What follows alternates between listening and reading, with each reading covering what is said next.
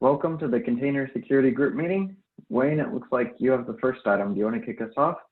Sure, and for folks, note the two items in yellow in the notes here, which we won't read.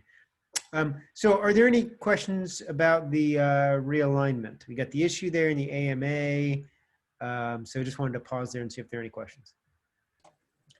I was hoping to hear an announcement that just mentions who the three ICs are. I think that just through back channels, we're able to figure out who each other are, but it'd be nice to just have that said so that yeah, so to talk about it. Let's see here. Who is it on your team? Who else is it on your team? And Lindsay, who is it on your team? It's Chan, myself, and I believe Dave Pisak. Am I allowed to say that? Dave Pisak, yeah. Dave Pisak. You might have said his last name right, and I might be saying it wrong. Oh. I think that's going to be announced probably this Friday once they finish making those changes in Greenhouse and Bamboo HR. And then after then, it's going to be non-confidential anymore, all the changes, and David DeSanto is going to post in what's happening at GitLab and also do a company-wide AMA. Yeah, so just keep in mind, even though this has been announced to the Secure and Defend engineering groups and engineering sections, it has not yet been more broadly announced. We are planning to do that. We're just, obviously we needed to figure out who is going to move over, and we needed a little bit of time there where we could have that available to us before rolling that out to the rest of everyone. So we're still in that period of time, but it won't be much longer.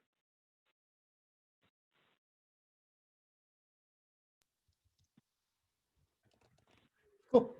So I wanted to do quick announcement. So Mo, I know you just found out about this meeting today, so glad you were able to make it today. You want to do a quick announcement? How long you've been at GitLab? What have you been working on? Something non-work related about you, etc. Sure.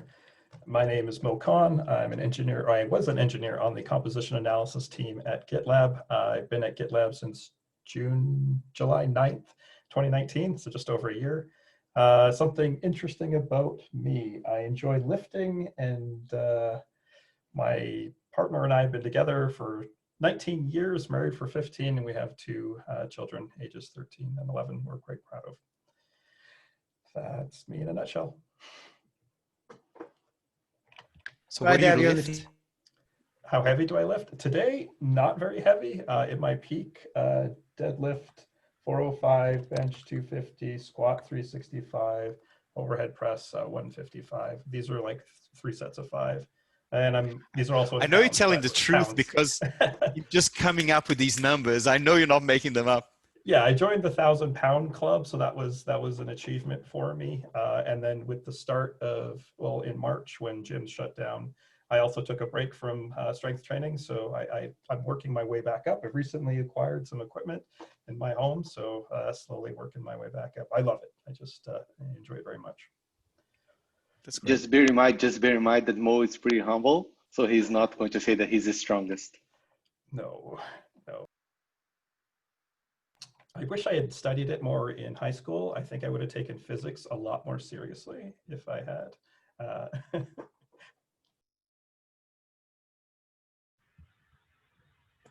Cool. Again, welcome.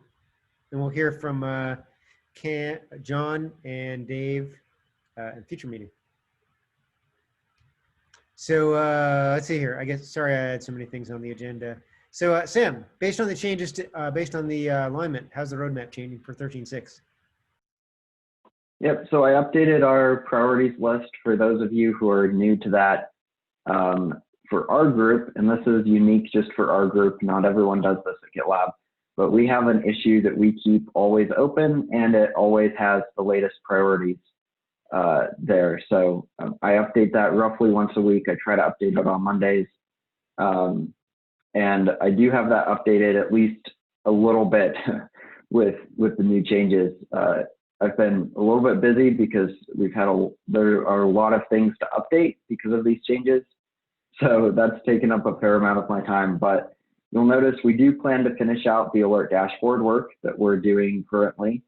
And the alert dashboard and the policy management UI, both of those UIs will end up folding under the new category that we're creating. It's still to be determined what the name is. Right now, I'm leaning towards security orchestration is probably what it will be called. So again, that alert dashboard is going to continue, and we then plan to start working on, for the container scanning category, we plan to scan containers in production. I know we've talked about that the last few weeks here in our group conversation. And then for the security orchestration category, we plan to continue work in policy management, beginning with adding support for DAST scans, DAST scheduling scans at the project level. And the reason for that is it just seems to be the lowest hanging fruit. If we can get it working with DAST and prove it out, then we'll have a repeatable model that we can extend out to the other scanners as well. Thanks, Sam. So I know some of the stuff in GitLab is probably still lacking in details. I'm building out those epics and issues as much as I can. I just got done working on an MR that changed, I think, 157 files across our handbook. So there are changes all over the place. I'm working with the designers to keep up. Renaming to protect, yes. When have you shared the issue? Are you going to share it later today? There's some engineering changes as well, just for cross visibility. On the handbook, yeah, I posted it in Slack. I haven't posted it here yet, and it's just a skeleton of. We need to figure out what we need to do, not what we exactly need to do. But based on the changes, whatever it was, 3 or 6 months ago, where we had to do a bunch of changes. I went back and reviewed that issue and said, okay, which of those things do we need to do this time? So thankfully for me, Sam has most of the work on handbook changes. Most of the changes are not going to change the engineering pages, but we can help you, Sam, if you need our help, of course. But I think there are like 4 engineering pages and another 300 references to defend in the handbook. There's stuff in the middle as well, Sam, like the labels, if you want to coordinate and receive some help on that. With the triage bot, you can use that to relabel things across. So I can help you with that if you need. I will definitely take you up on that. Let's wait until that one mega MR is merged in. And yeah, I'll definitely appreciate help there. Is it ready to merge, or is it still being reviewed? So it's ready to merge, but again, I don't think we're going public with each changes until later this week. So probably Friday. Okay. If you need me to merge it, just let me know. I think I have rights in that repository. Yeah, I think that's. I have rights too, but I think it's probably going to go to Sid for approval. Okay. So I glossed over something. So Arthur, when's your last day? It's coming up soon, right? Yeah, next Friday. Wow. My last day. So really appreciate all your contributions. It's been great working with you. I don't know if we'll talk again. Thanks. We'll see each other again, but best of luck in what's next. Yeah, thanks a lot. Yeah, same here. I enjoy my time. It's just, yeah, I feel it will be better to end it at the 1 year mark. And yeah, again, thanks for everything. You'll be missed. For the record, your skill and knowledge on that container security area will be hard to replace. We'll be working harder without you. Thanks. I think it's also a great opportunity with the changes that are happening right now for a team to kind of advance and kind of not rely on the previous achievements. So I think it's a good time. We'll definitely miss you, Arthur. Thanks. Good luck to you on what's next. And for everyone, if anybody needs knowledge transfer and things like that from Arthur, reach out. Next week is probably going to be not very productive for Arthur, with accounts being, close down and exit interviews. So keep that in mind if you need Arthur, tag him sooner rather than later. Yeah, I'm gonna bug him very soon. Cool. Again, I have too much of the agenda. Apologies, but I think it's probably the last thing I added. So E here. John, spelled Can, is in Ireland. And so now we'll have at least one person not in the Americas time zone or APAC. So probably like the Thread Insights meeting where we have some of them at a good time for EMEA and every other one a good time for APAC. We should start alternating the time for this one. I agree. Who wants to take updating the schedule? Who has it now? I'm not sure what time zone Dave is in either. Is that Dave Isaac? So with the front end team, we're not necessarily dedicating one individual to container security, but we will want to make sure that there's folks from the front end team coming to these discussions, not just myself. So yeah, it's a good point too. Another good reason to alternate though. And Dave is in Australia. Okay. So Sam, you've got the meetings. Are you happy to update? I can. The only thing is, for some reason, I still don't think I have management rights on the threat management calendar. We should probably get that resolved I'll give that to you right now, Sam. Okay. Yep. I'm happy to update the meeting. Thanks, Sam. Thanks, Lindsay. So Lindsay, with your team, with the front end engineers, they'll pick and choose the ones that they'll attend. Right. We'll discuss as far as a schedule for attending the weekly meetings and sharing that information. But we'll need a couple of weeks to figure that out. Yeah, of course. Yeah. Talk amongst yourselves. The intent is, the front end, Lindsay's team is going from 3 people to 4.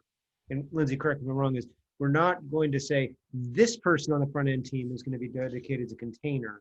Instead, it's going to be spread across the team with approximately 1/4 of the total team's time being spent on container. Is that accurate? That's correct. And so far, that's been our take for Threat Insights as well. And people do develop preferences and areas that they're more comfortable. So someone could naturally fall into, a more consistent role in container security, but we'll see how that shapes up over time. I don't like the idea of just one person being a bottleneck if they decide that they want to take a holiday or, not giving them people to talk to if they get stuck. I noticed in the retrospective that the company-wide retrospective that Neil mentioned, like how to allocate was a challenge on the secure department. So just something to keep an eye on, like how do we make it about 1/4? Yeah, I've picked his brain on that a little bit, and it sounds like it's only worked out of sort of luck up until now. So making sure that we have a process to ensure that 25% gets prioritized and that, people aren't context switching all the time and that we're not dropping the balls. Yep. Yeah. Not rocket science to solve, but also not easy. Somewhere in between there. So as long as you're keeping an eye on it, I'm happy. We're all happy. All right. More agenda that's not me. Go right ahead, Mo. I was going to say that rotation is nice to make sure you don't develop personal attachment to certain areas of the code base. So it keeps it fresh, gets new ideas and people in. So I love that. Yeah, I like hearing that, Mo. I do hope that that people still have a feeling of ownership, but shared ownership across multiple things, right?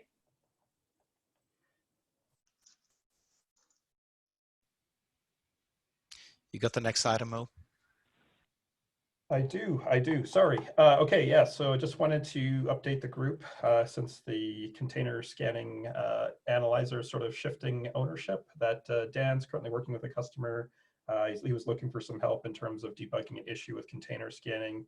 I wasn't able to make the call earlier today, but he did record the logs. He's going to share that out as soon as he can so we can try to help get that going. This customer's been great. They provided us with hands-on access to some of their network while they were sorting out some issues with dependency scanning and license compliance, and just bringing it up for awareness as we start to increase our understanding of the container scanning analyzers. I haven't spent too much time with that particular analyzer, so I'm doing my best to sort of learn the different pieces of it. I'll report back if I need more help or need to pull in resources. It's awesome that you went in there and figure out the schedule for updating the image. Thanks for doing that. Adam and his manager and the leadership in the rest of Cube has an expectation that Adam will need to help us a bit with this. So don't feel too bad for asking too many questions to him. All right, so then Dan, Adam, and I, or Dan started a thread that included both Adam and I. He's not online yet, so I appreciate that he will probably pick it up when his day comes in. Until then, I'm sure we'll sort it out as I believe this team is starting to take ownership of that. Is that correct? Okay. Yep. Yeah, that is correct. We will be, we get the maintenance tail along with the category, including things like bug fixes and whatnot. If there is an issue created to track that bug, could you send that my way? That way we can put that on the priorities list as well. I try to just put everything there on the priorities list, so we've got one list to go off of. This particular customer indicated that they're hesitant to open issues, even private issues. I'll bring that up just to say if we could. Okay. Otherwise, the information's sort of been relayed to us through Dan, and that customer actually sent me emails directly.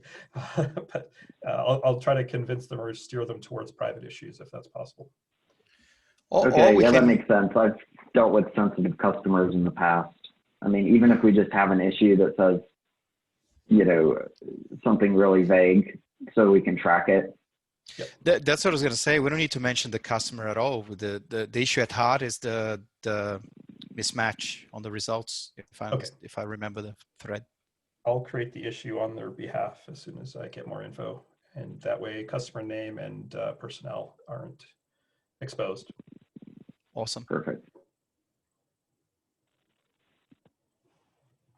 Thanks for thanks for keeping an eye on this, Mo. It's great to Todd promised me there were no problems. No, I'm just kidding. He didn't. Dan is a great person to know, by the way. He seems to be a great champion for the customers. So if you want to get more feedback in terms of real usage out there, I think Dan's someone we should be talking more to. And you're welcome. All right, Zamir. Yeah, these guys from Secure are talking too much, right? I'm joking. Yeah, I was just, it was just that I came back from vacation and I saw that WAF is going EOL, and I had a couple of issues that were kind of people pinging me in the issues about WAF, and then that's why I asked the question over there if we are going to close all of them or just wait a little bit more. Yep, so we will close those out, but we should probably, again, like everything else, wait until next week just to align that with the rest of our communication out to everyone else in the world. Since we're on that topic, I'm happy to shed a little more light on that. I mean, WAF has been a challenge from the beginning. It's a market where there are some very large, very well-established players in the space, and the players that have been here for decades already, and we're coming in new, and so that's an area that's really hard to compete in. First of all, WAF is also tricky because oftentimes there's the expectation of providing distributed denial of service attack protection and even load balancing capabilities, and doing that from within a single node in Kubernetes is difficult, if not impossible, to do. And so I don't know that we're going to steer clear of WAF capabilities for forever. I think the proposal that we've talked about of using Cilium to call out to the mod security daemon is a good option for the future. But we're also recognizing that there are a lot of other players that usually sit in front of the application, and because architecturally they sit in front, they're able to do things like that load balancing and distributed denial of service protection that we're in the wrong place to be able to provide those protections. And so those are really just wanted to share a few more of the reasons about why we're moving away from WAF, especially since I know there are a lot of people on this call who have worked on this, and at one point in time it was a priority from the company. I would rather fail fast and adjust and change now rather than try to hang on to it and just have it not work out for us long term. So this will help reduce the amount of maintenance that we have. It'll reduce our support and maintenance burden, which is going to be important because we have a lot of other things that we want to focus on instead. Yeah, thanks for expanding on that. You also touched on one of the reasons I think for the change of defend to protect, right? I think the defend name kind of brought the DOS defense to a lot of customers' minds. Yeah. Protect is helping. Really all of defend before we were focused on just that, security operations persona, and part of that move to protect as well is about shifting the persona that we're targeting to more of bridging the gap between development and DevOps and SecOps rather than just targeting the SecOps persona only. So there's kind of both of those are factors in that renaming. And I put this in the notes, but I failed to mention it. So I have an action item among the other things on my to-do list is to figure out our end of life strategy there. So we will need to put together a deprecation notice. I haven't even looked it up yet, what our process is here at GitLab, but we will want to make that publicly known that we're going to deprecate it. And then I think we have to keep it around for so many releases before we actually two major releases, remove it from the product. Yep. So you want to do it this side of the year? So otherwise that'll roll over to 17, to what, 14, 15 to 16. So if I'm not sure if 13, we have to wait until 14 or if it's just, like if we announce it at 13.5, then it'll be 13.6, 13.7, and we can remove it at 13.8. I'm not quite sure. Like I said, I don't know. I need to familiarize myself with our policy there. Okay, I could be wrong. I thought it was two majors. So if you announce in 13, you would be able to remove it in 15. So maybe I'm completely wrong. I have a similar question. What's the support policy for the previous versions in this case? Like if you deprecate the product, there are still people who will be using previous stable versions. Like I think we're patching up to 12.0 branches right now. So with deprecation, how is the support is going to continue working with that? So I don't know. All my answers are I think. So I'm sorry. I'll give you the information best I know. Tiago, I think what you're saying might be our support policy, as opposed to our removal policy. So I think we will continue to support WAF all the way until we release version 15.0.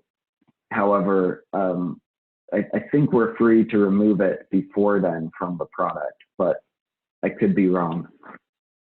Let's find out. Doesn't look like any of us know.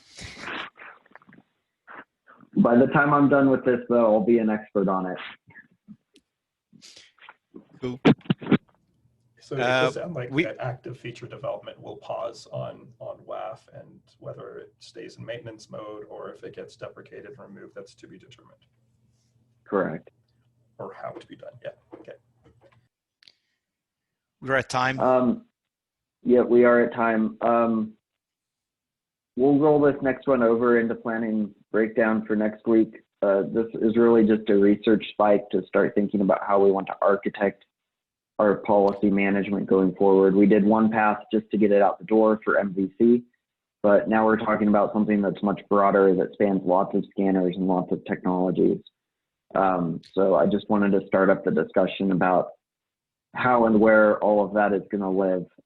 But again, we're at time, so we can cover that more next week. That's great. Thanks for that. You sort of answered the question that I had.